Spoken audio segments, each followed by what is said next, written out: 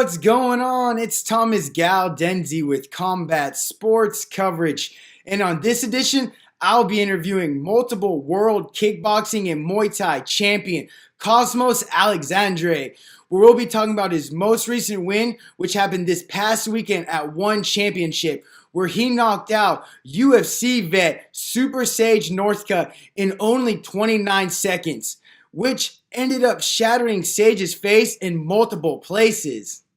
So, Cosmos, tell me, how does it feel coming off such a devastating knockout win like that? Uh, of course, I'm happy because it was a good win, a good victory against a guy who's like kind of famous here in the US. I didn't know he was famous like that. When they offered me this fight, I accepted like always, and I told my coach who I was going to fight, and I didn't know his name. I didn't know Sage's name. It's like, you're gonna fight Sage? Yeah, that's it, that's it. So it's like, oh man, he's very famous here in the US because I was living in Brazil before, and normally I don't watch MMA fights. I don't like to watch, so I didn't know who was Sage.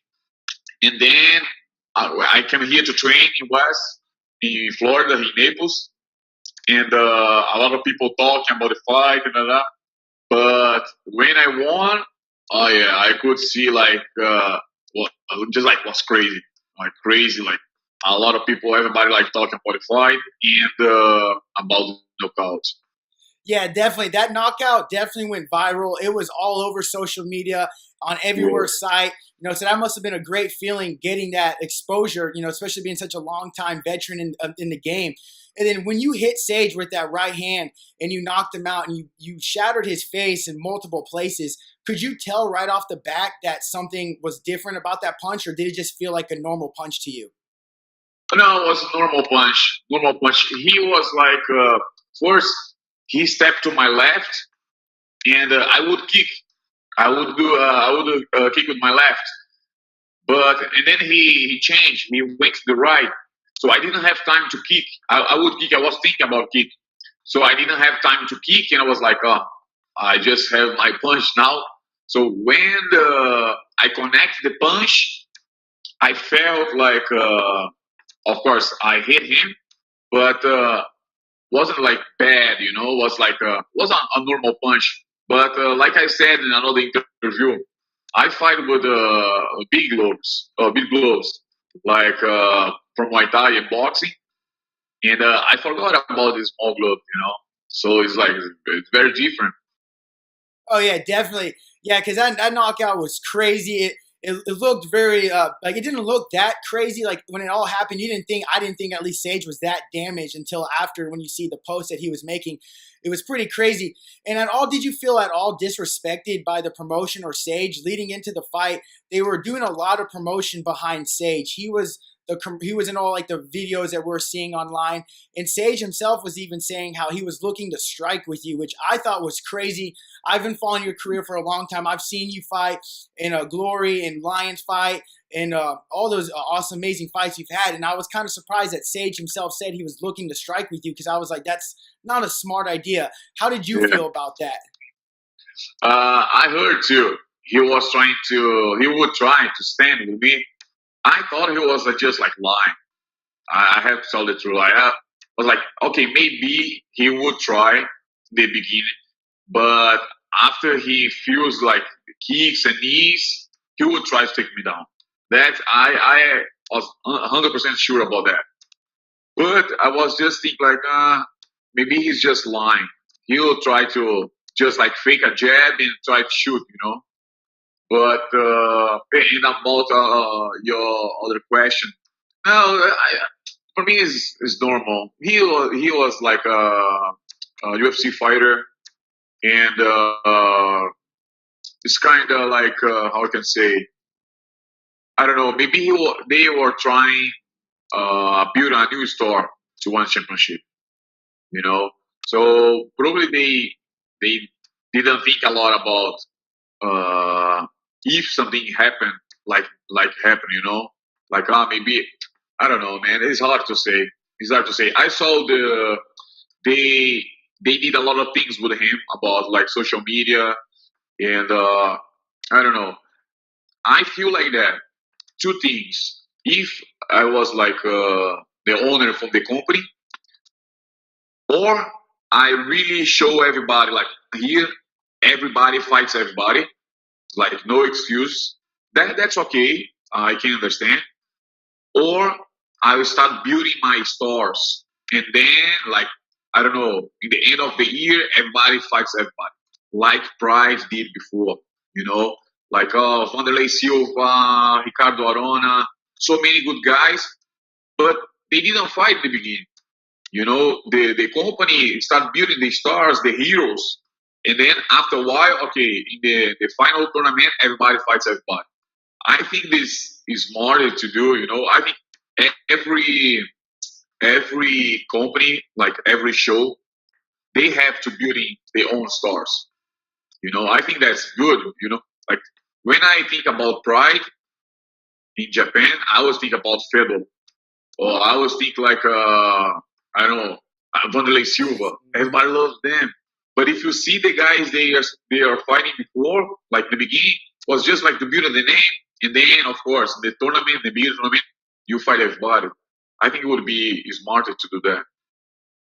Agreed on that too. Yeah, I think it's always good to build them up and everything. But hey, at least it's giving you a lot of extra exposure beating a guy like Right. Sage, and that's going to be great for your MMA career moving forward.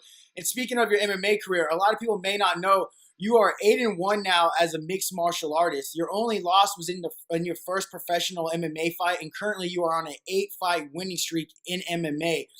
How Yeah. different is it for you to be fighting MMA and then other than doing a pure stand-up sport like Muay Thai? For me, it's much more fun fighting Muay Thai, of course. I'm a Muay Thai fighter. Even with these 9 fights, I am a Muay Thai fighter. You know, I was like training, fighting Muay Thai or kickboxing. Even when I fight kickboxing, it's kind of like I can fight, of course, but for me, it's much better to fight Muay Thai. And I don't know what will happen now. I don't have any like big goals like to be one championship champion, or a lot of guys asking about UFC. Like, man, if it's good for me, I go anywhere. I go to UFC. If I stay one FC or one championship. So I don't care about the who I'm fighting. You know, or who I will fight.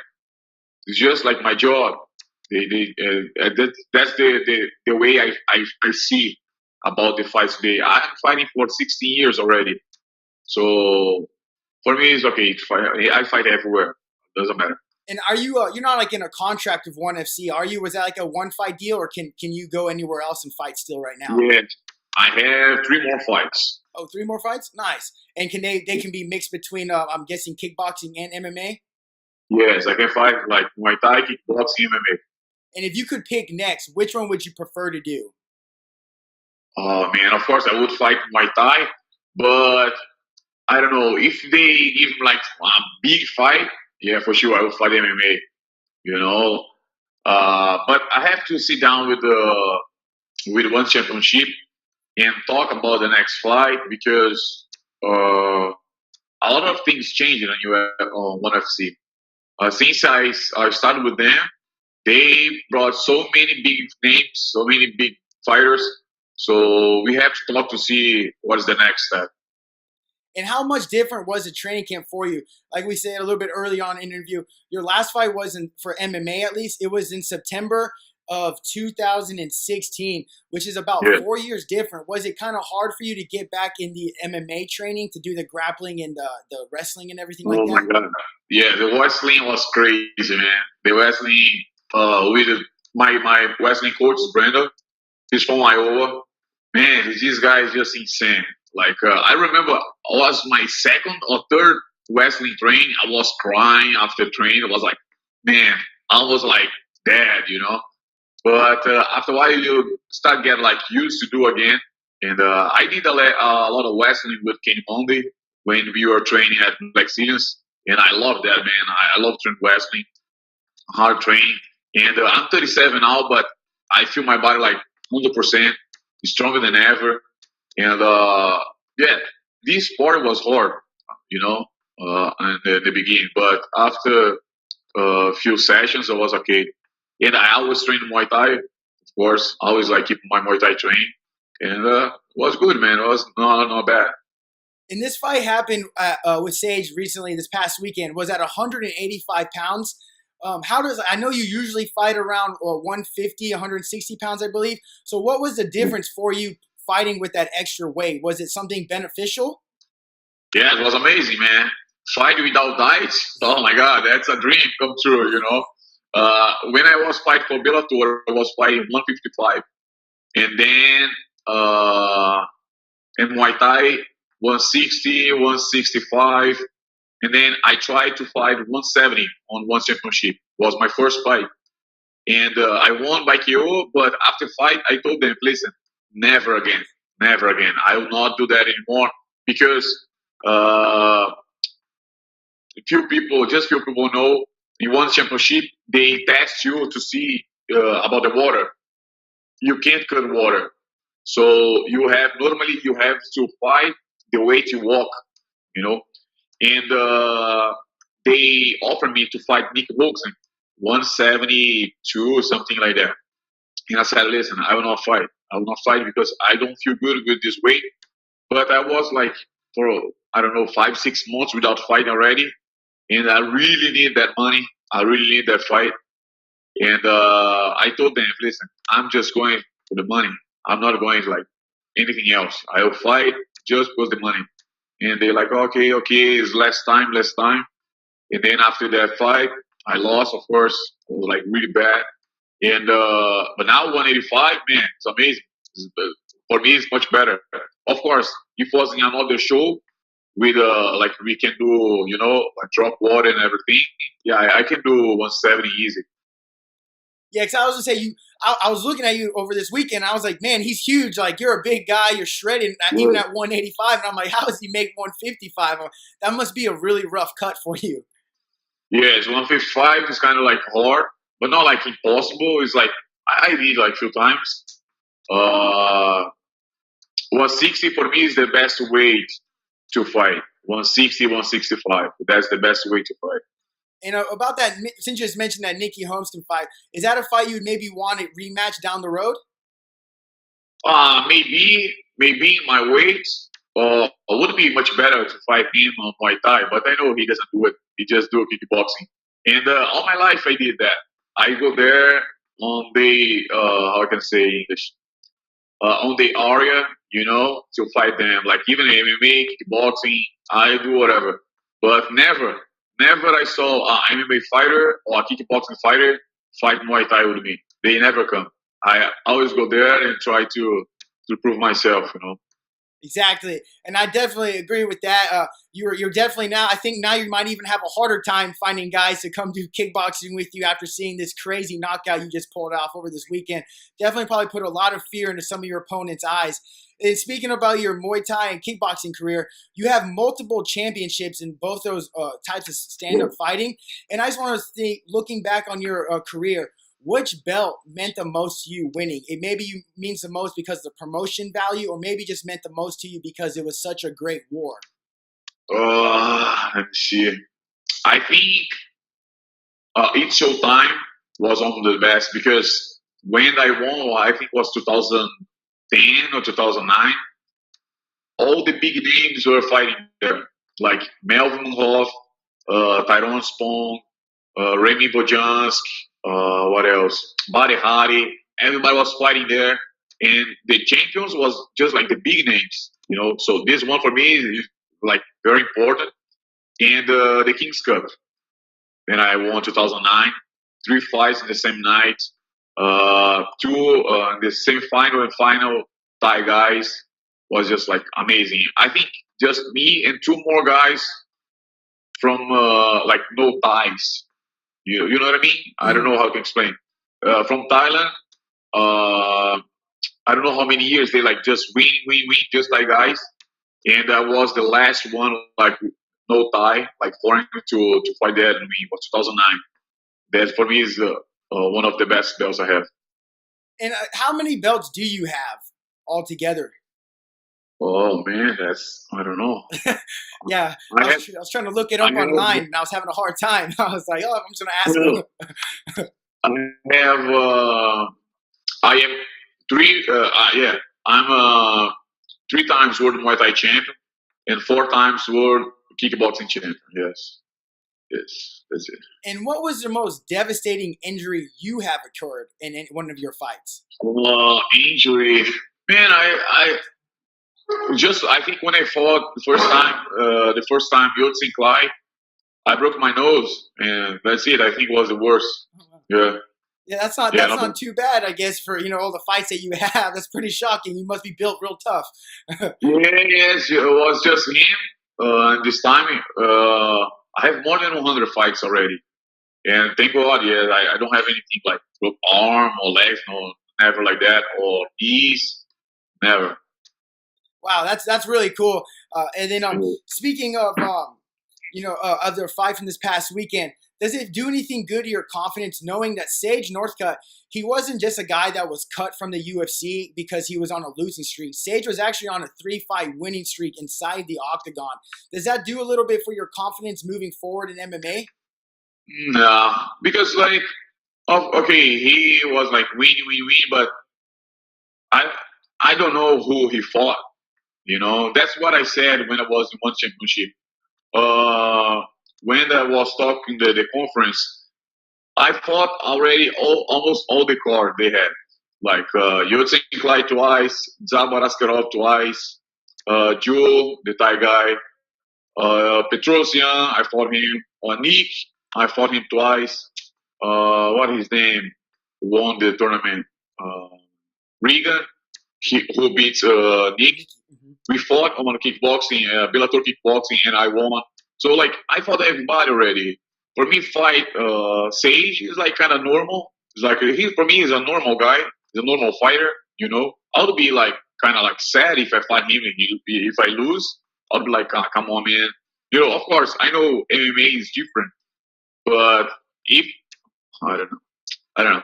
Okay, if I fight him like kickboxing or whatever, Muay Thai, and if I lose, I would like, oh man, that's bad. That looks bad. You know, MMA is different because it's small gloves, and you know, like he can wrestling, he can like, you know. But I don't feel like anything special with this victory. Oh, that's good to know. And also, I guess one good thing came from it is that it did go viral, and everyone's just seen the knockout, and everyone's been talking about it. So that's probably really good for your career. And then, what do you like to do outside of training and fighting? What I normally do, Hmm. yeah, I love to surf and play rugby. But here in Naples, really bad about waves. Really, really bad. Like we don't have waves for oh my god, for months. So I don't know what I would do. Normally I go to East Coast, like the Juno Pier, and try to surf there. But yeah, these like two things I love to do is surf and play rugby. Where has been the best place you have surfed at? Oh man, Indonesia. Yes, for sure. Indonesia. I went to Mentawai to surf there, and was for 12 days. Man, best place, best place. Of course, Hawaii was good too, but mental wise was the best one.